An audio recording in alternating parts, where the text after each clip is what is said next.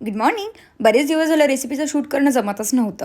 म्हणलं आज करूयातच. कारण फेवरेट ब्रेकफास्ट जो बनवणार होते मी, फेवरेट म्हणजे ज्याला साऊथवाले बोलतात डोसा. डोसा मला डोसा खूप आवडतो. मला कधीही द्या, मी खाऊ शकते. कदाचित लहानपणी साऊथला राहिल्यामुळे असेल. आणि डोस्यासोबत मी अप्पेही बनवत होते. सांबार बनवून झालं, बटाट्याची भाजी बनवून झाली, मग अप्पे बनवायला घेतले. इडलीच्या पिठामध्येच कांदा, टोमॅटो, मिरची, कोथिंबीर हे सगळं टाकून अप्पे बनवले. आणि आता मेन पार्ट डोसा बनवायचा. आई एवढं तर परफेक्ट नाही जमत, पण मी ट्राय करते. ओके, तर सगळं रेडी झालं. आणि आजचं हे सगळं मी बनवलं होतं, कारण सासूबाई जेव्हा पुण्याला असतात तेव्हा नेहमी त्याच सगळं बनवतात. हे असं ताट मला मिळतं रोज. त्यामुळे आज मी त्यांना निवांत गॅलरीमध्ये बसायला सांगितलं होतं, कारण मी तिथं सगळं सर्व करणार होते.